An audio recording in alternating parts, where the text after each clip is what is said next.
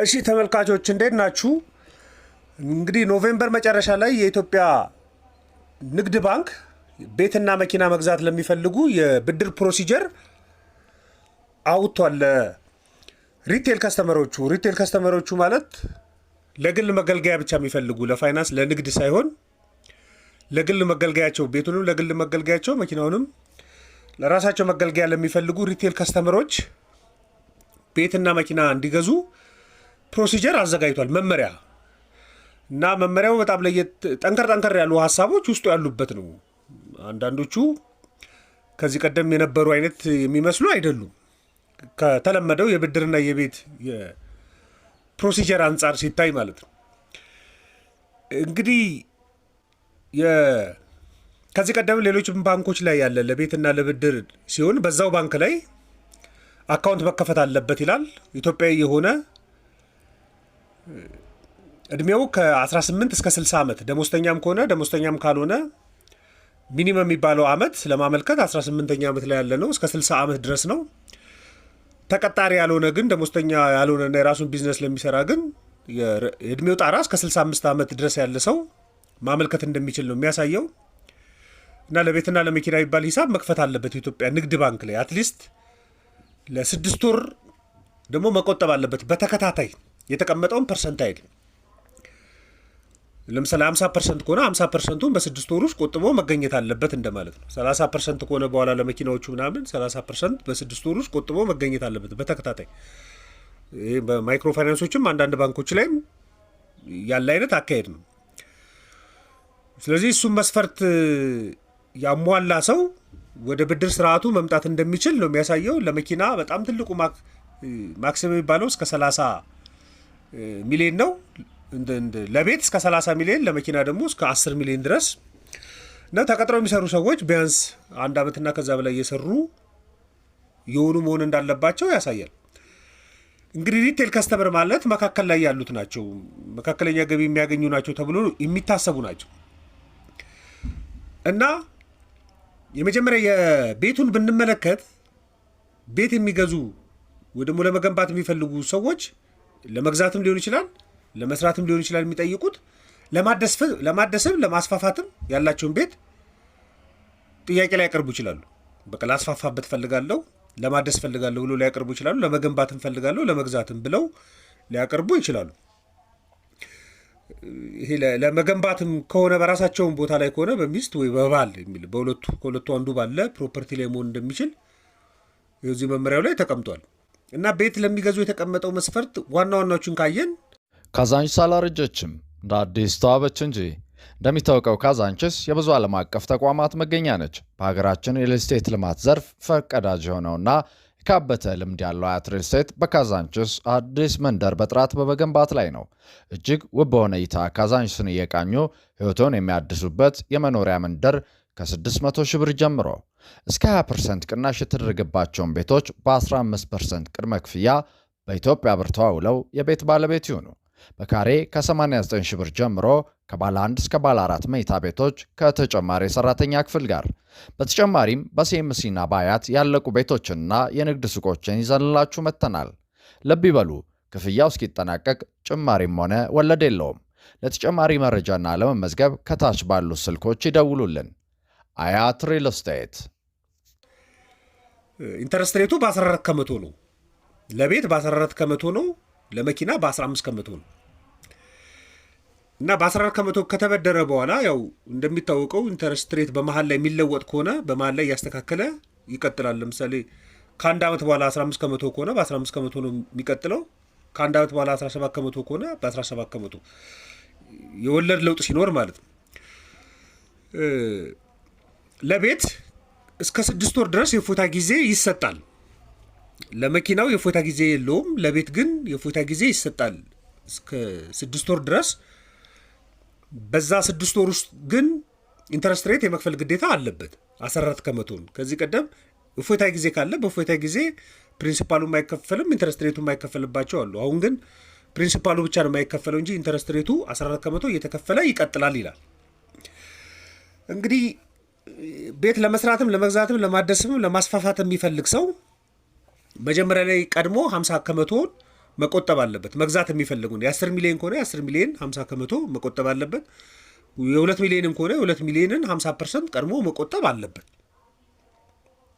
በ6 ወር ውስጥ የቅድሚያ እንግዲህ ኢሊጂብል ለመሆን 6 ወር መቆጠብ አለበት ይላል። ስለዚህ 50%ቱም በዛ ጊዜ መቆጠብ አለበት ማለት ነው። ከዛ ነው አፕላይ ማድረግ የሚጀምረው። የብድር ቆይታው ጊዜ ትንሽ አነስ ያለ ነው። ለቤት 10 ዓመት ነው። ለመኪና 5 ዓመት የሚበልጥ አይደለም። ለቤት ግን 10 ዓመት ውስጥ ፕሪንሲፓሉና ኢንተረስት ሬቱን አብሮ መክፈል አለበት እና በቤት ሌሎቹን ወጪዎች ራሱ ይችላል። የስም ማዞር ምናምን የሚባሉ ወጪዎችን መኪና ላይም በተመሳሳይ እንደሷል። በጣም ትልቅ የሆነው ሌላው ግን ምንድን ነው? ቤቱን የሚገዛ ሰው ቤቱን ሊገዛ ሲያስብ ወይ ደግሞ የቤቱን መጠን ለመግዛትም ለሌሎቹም 200% ዋጋ ያለው ሌላ ግንባታ አምቶ ማስያዝ አለበት። በማስያዣነት 200% ማለት 2 እጥፍ። ለምሳሌ የ10 ሚሊዮን ብር ቤት ከሆነ የሚገዛው የ30 ሚሊዮን ብር ሌላ መሰረተ ልማቱ የተሟላለት ቦታ ላይ ያለ ቤት አምጥቶ ማስያዝ አለበት። ይሄ ኦልሬዲ ሪቴል ከስተመር የሚባል አይደለም። የዚህን ያህል መጠን ያለው የሚኖሩና አይ ቲንክ በጣም ከፍተኛ መጠን እየጠየቀ እንደሆነ ነው እኔ የሚሰማኝ። ፖሲብል የሚባልም አይመስልም በጣም ከፍተኛ ስለሆነ። በፊት የተለመደው አይነት ምንድን ነው? ቤቱን እና መኪናውን ባንኮቹ በራሳቸው ራሱን እንደ ኮላተራልነት ይዛሉ። መኪናውን የንግድ ይሁን ይባላል። ስለዚህ ከንግድ ከሚመጣው ትርፍ ላይ ሰውየው መክፈል አለበት ነው። ቤትም ሲሆን ደግሞ ራሱ የቤቱን ካርታ እንደ ዋስትናነት ይዞ ነበር። ነገር ግን አሁን 200% ቫሊዩ ያለው ሌላ ጥሩ መሰረተ ልማት እና መንገድ ላይ ምናምን ያለ መሆን አለበት ነው የሚለው። የቤቱ ነው። የመኪናውም የኤሌክትሪክ መኪና ደግሞ ሙሉ የነዳጅ የሆነ አዲስ መኪና ደግሞ ሃይብሪድ የሆኑ መኪናዎች አንድ ሰው መግዛት እንደሚችል ነው የሚያሳየው። ምናልባት ይሄኛው በተመሳሳይ ነው። የቁጠባዎቹ ምናምን ጊዜ ተመሳሳይ ነው። 30% ከቆጠበ 50% አምጥቶ አትሊስት የሚገዛውን ዕቃ 80% የሚሆን በመያዣነት እዛ አካባቢ ላይ መቀመጥ አለበት። 40 ከሆነ 40% ኮላተራል ይዞ መጥቶ 80% የሚገዛውን መኪና አማውንት የሚሆን ማለት ነው ይዞ ነው ኢሊጂብል የሚሆነው። 50 ከሆነ 50 ከሆነ 30 ማለት ነው። ኢኩዊቲውን 50 ካደረገ 30፣ ኢኩዊቲውን 40 ካደረገ 40፣ ኢኩዊቲውን 30 ካደረገ 50 ኮላተራል አድርጎ 80% ኢሊጂብል የሚሆነው የሚገዛውን መኪና ዋጋ ሲኖር ነው። ነገር ግን ያ የጠቅላላ ዋስትናው ደግሞ 200% ኃይሉ እንዳለው ነው ማለት ነው። የመኪናውን 200% ኃይል የሚሆነውን ዋስትና የማስያዝ ግዴታ አለበት። የመኪና ብድሩ ከ5 ዓመት የሚበልጥ አይደለም። በ5 ዓመት ውስጥ ተከፍሎ የሚጠናቀቅ መሆን አለበት። የእፎይታ ጊዜ የለውም። የወለድ መጠኑ ደግሞ 15% ነው። የቀረቡት ፕሮዳክቶች እነዚህ ናቸው። ካዛንችስ አላረጀችም፣ እንደ አዲስ ተዋበች እንጂ። እንደሚታወቀው ካዛንችስ የብዙ ዓለም አቀፍ ተቋማት መገኛ ነች። በሀገራችን የሪል ስቴት ልማት ዘርፍ ፈርቀዳጅ የሆነውና የካበተ ልምድ ያለው አያት ሪል ስቴት በካዛንችስ አዲስ መንደር በጥራት በመገንባት ላይ ነው። እጅግ ውብ በሆነ እይታ ካዛንችስን እየቃኙ ሕይወቶን የሚያድሱበት የመኖሪያ መንደር ከ600 ሺህ ብር ጀምሮ እስከ 20% ቅናሽ የተደረገባቸውን ቤቶች በ15% ቅድመ ክፍያ በኢትዮጵያ ብር ተዋውለው የቤት ባለቤት ይሁኑ። በካሬ ከ89 ሺህ ብር ጀምሮ ከባለ 1 እስከ ባለ 4 መኝታ ቤቶች ከተጨማሪ የሰራተኛ ክፍል ጋር። በተጨማሪም በሲኤምሲና በአያት ያለቁ ቤቶችንና የንግድ ሱቆችን ይዘንላችሁ መጥተናል። ልብ ይበሉ፣ ክፍያው እስኪጠናቀቅ ጭማሪም ሆነ ወለድ የለውም። ለተጨማሪ መረጃና ለመመዝገብ ከታች ባሉ ስልኮች ይደውሉልን።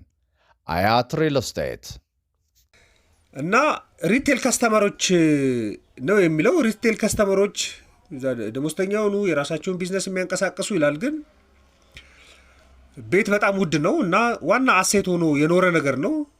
ስለዚህ አሁን በዚህን ያህል 200% ኮላተራል ማስያዝ በጣም ከባድ እንደሆነ ነው የሚሰማኝ። የግንባታ ወጪም በጣም ተለዋዋጭ ነው፣ ውድ ነው።